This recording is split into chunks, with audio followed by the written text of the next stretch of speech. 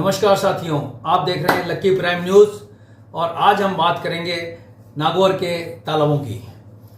700 साल पुराना समस्त तालाब कभी भी न्याय की चौपाल आज उपेक्षा का शिकार हो रहा है। 80 बीघा में फैला ऐतिहासिक जलाशय गंदे पानी में सिमट गया। वंदे गंगा जल अभियान में पुनर्जीवन मिला तो बदल सकती है इसकी तस्वीर। नागौर शहर की पहचान केवल ऐतिहासिक किले और सांस्कृतिक विरासत तक सीमित नहीं है। शहर के मध्य स्थित करीब 700 वर्ष पुराना समस्त तालाब भी इस विरासत का महत्वपूर्ण अध्याय है।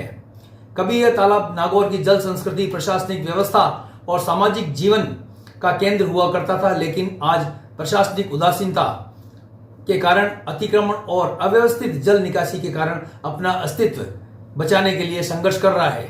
करीब 80 बीघा में फैले इस विशाल तालाब के किनारे बनी प्राचीन बारादरी आज भी अपने गौरवशाली अतीत की कहानी सुनाती है। स्थानीय इतिहासकारों का कहना है और बुजुर्ग भी बताते हैं कि तत्कालीन शासक इसी बारादरी में बैठकर तालाब की सुंदरता का आनंद लेते थे। यही स्थान न्याय व्यवस्था का केंद्र भी हुआ करता था, जहां कचहरी लगती थी और प्रजा की समस्याओं का निस्तारण भी किया जाता था। समय के थपेड़ों और उपेक्षा के कारण ऐतिहासिक बारादरी अब जर्जर अवस्था में पहुंच चुकी है। एक समय समस्त तालाब के चारों ओर सुरक्षा के लिए मजबूत बाउंड्री बनी हुआ करती थी और वर्षा जल का तालाब तक पहुंचने के लिए प्राकृतिक आड़ जो जल का मार्ग हुआ करता था मौजूद थे, लेकिन वर्षों से रखरखाव नहीं होने के कारण अधिकांश जल मार्ग बंद हो चुके हैं। तालाब की अंगोर भूमि पर भी धीरे धीरे अतिक्रमण हो गए, जिससे वर्षा जल का प्राकृतिक प्रवाह प्रभावित हुआ है। परिणाम स्वरूप पर्याप्त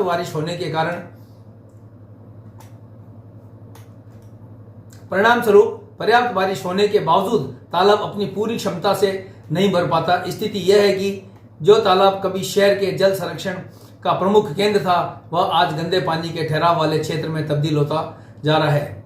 पर्यावरण प्रेमियों का कहना है कि यदि समय रहते संरक्षण के ठोस प्रयास नहीं किए गए तो ऐतिहासिक धरोहर केवल अभिलेखों तक सीमित कर रह जाएगी। वंदे गंगा जल योजना से इसकी उम्मीद जाग सकती है। राज्य सरकार इन दिनों वंदे गंगा जल संरक्षण अभियान चला रही है।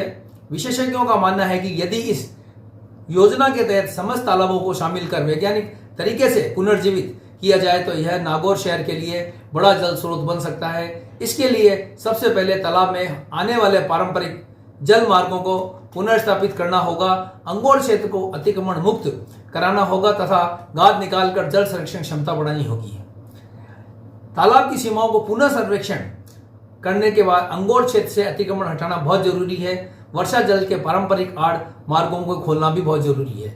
गाद निकालकर गहराई बढ़ाना, ऐतिहासिक बारादरी को संरक्षण व जीर्णोद्धार कर चारदीवारी और हरित क्षेत्र विकसित करना भी गौरव सरकार का कार्य है।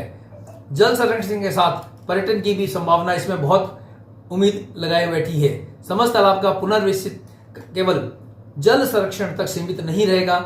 ऐतिहासिक बारादरी के संरक्षण, सौंदर्यीकरण और परिसर विकास के लिए इसे नागौर के विरासत पर्यटन श्रृंखला से भी जोड़ा जा सकता है। इससे एक और शहर को नया पर्यटन स्थल मिलेगा, वहीं दूसरी ओर आने वाली पीढ़ियों को अपनी ऐतिहासिक धरोहर से जुड़ने का भी अवसर मिलेगा। आज जरूरत केवल योजना बनाने की नहीं, बल्कि उस ऐतिहासिक सोच की पुनर्जीवित करने की है जिसने 700 वर्ष पहले मरुस्थल में जल संरक्षण की ऐसी मिसाल कायम की थी कि यदि समस्त तालाब को वंदे गंगा जल अभियान से जोड़कर पुनर्जीवित किया जाए तो यह केवल नागौर की प्यास बुझाने में सहायक नहीं होगा, बल्कि शहर के ऐतिहासिक पहचान को भी नया जीवन देगा। इसके लिए हमने आज नगर परिषद आयुक्त गोविंद सिंह बिचर से बात की। आप जानते हैं गोविंद सिंह बिचर ने इसके बारे में क्या कहा। शहर के जो कुछ यहाँ के पुराने तालाब वगैरह हैं उनको लेकर भी क्या कुछ इसमें प्रावधान लिए गए या कोई इसके लिए विशेष योजना? इसमें मैं निवेदन करूं राज्य सरकार की ओर से वंदे गंगा जल संरक्षण जन अभियान एक कार्यक्रम आयोजित किया जा रहा। पिछले वर्ष भी यह कार्यक्रम आयोजित किया गया था। पिछले वर्ष आप लोगों ने स्वयं ने भी देखा था कि अपन ने प्रताप सागर तालाब की काफी साफ सफाई करी थी, जिसमें काफी संख्या में लोग शहर के जो जन भागीदारी, जो इसमें लास्ट में लिखा हुआ जन भागीदारी के मुताबिक लोगों ने इसमें पार्टिसिपेट किया था और शहर की जितनी भी स्वयंसेवी संस्थाएं थी, सब स्वयंसेवी संस्थाओं में इसमें हिस्सा लिया था। आप लोगों ने देखा था कि पूर्व एमएलए साहब मोहन जी ने खुद ने भी वहां साफ सफाई करी थी। सिमिलरली उसी पैटर्न पे इस बार भी वंदे गंगा जल संरक्षण जन अभियान जो इस बार चालू हुआ था उसका अपन ने जो शुभारंभ किया था, हमने शुभारंभ किया था जड़ा तालाब से। जड़ा तालाब की साफ सफाई वगैरह करी गई थी, जड़ा तालाब के आसपास भी साफ सफाई करी गई थी। इस बार अपन ने देखा कि जड़ा तालाब में कुछ वेस्ट टू वेल्थ जो आर्ट जो वहां पे अपन ने लगाया है, वहां आप देखेंगे कि इंडिया का मैप वहां पे अपन ने लगाया है, एक कैमल की आकृति लगाई है, एक चीते की आकृति लगाई है, ताकि उस पार्क को और अच्छा डेवलप किया जा सके। और जो जल सरोवर है, जल सरोवर के पास में जो पार्क डेवलप किया जाने का पर्पज ये रहता है कि लोग वहां पे आए जाएं और लोगों को इसके प्रति जागरूकता हो। थोड़ा सा पिछली बार अपन ने प्रताप सागर में अभियान चलाया था, लेकिन देखने में आया कि लोग उन्हें फिर वो जो वाटर बॉडीज हैं उन बॉडीज को वापस गंदा कर देते हैं, कचरा डाल देते हैं। तो वो लोगों से मेरी अपील ये रहेगी कि ये एक जन भागीदारी का काम है और ये ऐसा काम नहीं है कि 5 दिन में खत्म हो जाएगा या 10 दिन में खत्म हो जाएगा। ये सालों साल चलना है, क्योंकि जो पानी की महत्वता है ये कभी भी खत्म नहीं होने वाली। और हर साल जैसे जैसे समय जाता जा रहा है वैसे वैसे पानी की महत्वता बढ़ती जा रही है। किसी जमाने में मुझे याद है जब हम स्कूल में पढ़ते थे तो बिस्लरी की बोतल आई थी पहली बार, या पानी की कोई बोतल आई थी, तब लोगों ने कहा कि भारत में तो दूध की नदियां बहती हैं, पानी कौन खरीद के पिएगा। आप देखते हो आजकल गांव हो चाहे शहर हो कहीं हो, हर आदमी छोटी पानी की बोतल लेके काम। तो सरकार की जो मंशा ये है कि जो पुरानी वाटर बॉडीज थी उन वाटर बॉडीज को पुनः रिजुविनेट किया जाए। श्रीमान जिला कलेक्टर महोदय द्वारा भी इन वाटर बॉडीज का निरीक्षण किया गया और बड़े हर्ष की बात है, खुशी की बात है कि इस बार अपन ने, आप देख रहे हो कि प्रताप सागर के पास में राज्य सरकार के द्वारा लगभग 2.25 करोड़ रुपए सैंक्शन हुए।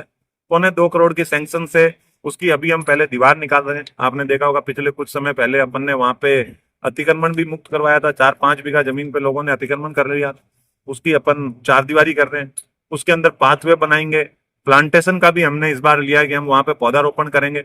कुछ हमारे इश्यूज डेफिनेटली थे कि प्रताप सागर में सीवरेज का पानी पहले आ रहा था, वो इशू अभी भी थोड़ा सा हमारे यहाँ पे परसिस्टेंटली अभी भी है। 100% उसका सॉल्यूशन नहीं हो पाया, लेकिन ये बात है पहले जो 100% जो इशू था उस 100% को हम 80% रिड्यूस करने में रिड्यूस कर पाए। 20% इशू अभी है, उस पर भी हम अनवरत लगे हुए हैं। अभी हमने एक प्लान और भेजा हुआ है, उस प्लान में अगर हमारे वो जो ड्रेनेज का ले लेंगे, उसमें क्या होता है बारिश जब आती है, बारिश में पानी ज्यादा ओवरफ्लो होके उसमें तालाब में आ जाता है, रेगुलर डेज में नहीं आता है। तो उसको भी हम ले रहे हैं हमारी विकास शाखा में, उसको लेके उसको भी आगे करवाने के लिए। इसके अलावा अभी हमने अमृत 2.0 में अपने शहर के 3 तालाबों का और डीपीआर बना के राज्य सरकार को भेजा है।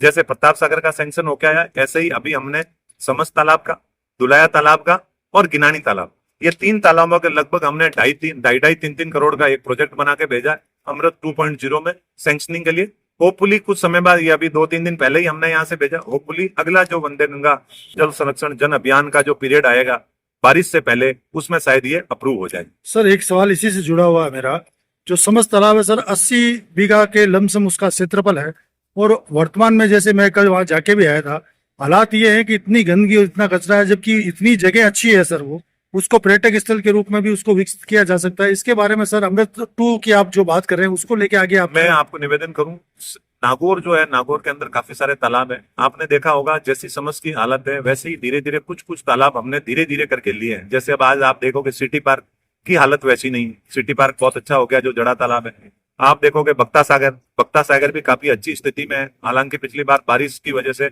वो पूरा पानी में भर गया था, पेड़ पौधे जल गए थे, लेकिन काफी बेटर स्थिति में।